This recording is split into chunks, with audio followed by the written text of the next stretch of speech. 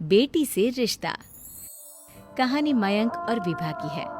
मयंक एक अच्छी नौकरी करता था, लेकिन विभा की जाति का ना होने के कारण विभा के माता पिता शादी के लिए नहीं मानते हैं। पर जब दोनों अपनी मर्जी से शादी कर लेते हैं तो क्या है विभा, 6 साल हो गए हैं शादी को, लेकिन एक दिन नहीं गया कि तुम माँ पापा को याद कर परेशान नहीं होती। मैं कितनी कोशिश करता हूँ कि तुम सब भूल जाओ। कोई नहीं भूल पाता है मयंक। माँ पापा को कोई कैसे भूल सकता है। तभी सास का फोन आता है। मान लो विभा से बात कर लो, आज उसे अपनी माँ की बहुत याद आ रही है। बेटा विभा, मैं आ जाऊं? हम दोनों चलेंगे तेरे माँ पापा के पास। बोलो। ना माँ जी, वो आप लोगों को कुछ बोलेंगे तो मुझे और भी बुरा लगेगा। आखिर आप भी मेरी माँ ही तो हैं। अरे सुन लेंगे ना यार, कोई बात नहीं, बोलेंगे ही ना। चलो माँ, मैं फोन रख रहा हूँ। वो क्या है ना, आज विभा को लेकर डॉक्टर के पास जाना है। बहुत दिनों से इसके सर पर लगातार दर्द हो रहा है। अरे हाँ, ले जा बेटा, सर दर्द को हल्के में नहीं लेना चाहिए। वैसे भी ना बहुत सोचती बहुत है। मयंक माँ का फोन रख देता है और दोनों कार से अस्पताल जाते हैं। लेकिन जैसे ही वो लोग अस्पताल जाते हैं, विभा को स्ट्रेचर में नर्स उसकी माँ को लेकर जा रही दिखती है। मयंक, माँ, मयंक वो मेरी माँ है। इतने सालों बाद देखी भी तो इस हाल में मैं उनके पास जा रही हूँ। अरे रुको, कहीं वो लोग तुम्हें देखकर और परेशान ना हो जाए, या फिर तुम्हें कुछ बोल ना दे बेटा, तुम फिर परेशान हो जाओगे। मयंक कैसी बात कर रहे हो, वो माँ है मेरी। विभा पास खड़े अपने चाचा चाची से बात करने की कोशिश करती है, लेकिन वाह, तेरे जैसी बेटी जिसकी हो वो तो मर ही जाए तो अच्छा है। वैसे पार्क में पैर फिसला है तेरी माँ का, रीढ़ की हड्डी टूटी है। रिद्धि को चाची की बात का बिल्कुल बुरा नहीं लगता। शायद वो सुन ही नहीं रही थी कि चाची क्या कह रही थी। वो सीधे माँ के कमरे में जाती है। कौन है आप? ये मेरी माँ है, मेरा नाम रिद्धि। रिद्धि नाम है ना आपका? दर्द में भी ये आपका ही नाम ले रही थी।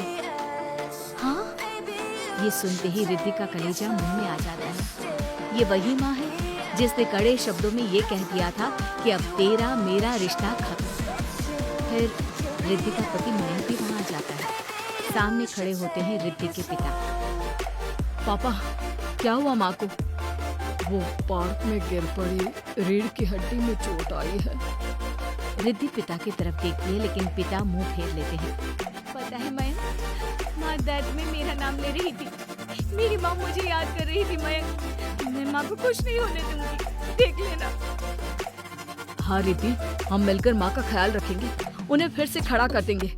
लेकिन भैया कहाँ है? रिद्धि पिता के सामने जाकर खड़ी हो जाती है। पापा, भैया कहाँ है? वो अमेरिका में है, वो नहीं आ पाया। रिद्धि फिर माँ की ओर ध्यान कर लेती है। उस पूरी रात रिद्धि माँ को देखती खड़ी रहती है। पिता मन ही मन सोचते हैं, जब इतना ही प्यार था तो क्यों चली गई किसी एक अजनबी के लिए हम सभी को छोड़कर। तभी डॉक्टर बाहर आते हैं। आपकी वाइफ को होश आ गया है, क्या मैं उनसे मिल सकता हूँ? जी नहीं, वो बार बार अपनी बेटी का नाम ले रही है। रिद्धि बेटा, तुम अंदर चली जाओ। माँ रिद्धि को देखकर रोने लगती है। बेटा, माँ के गले लग जा। मैंने तो सोचा था तेरा चेहरा देखे बिना ही मर जाऊंगी। ऐसे कैसे? भला मैं अपनी माँ को कुछ कैसे होने दे सकती हूँ? माँ उठने की कोशिश करती है, लेकिन वो उठ नहीं पाती। देखिए, आपकी रीढ़ की हड्डी में फ्रैक्चर है। मुझे प्यास लगी है, पानी पीना है। रुको माँ, मैं हूँ ना, मैं पिलाती हूँ पानी अपनी माँ को। कोई और नहीं आया? तेरे चाची चाचा आए थे माँ, पर शायद मुझे देखकर चले गए। जाने दे, इस वक्त भी पुरानी रंजिश देख रहे हैं। और रंजिश भी कैसी? माँ अपनी बेटी से नाराज ही तो थी। रिद्धि अब पूरे समय माँ के साथ रहती है।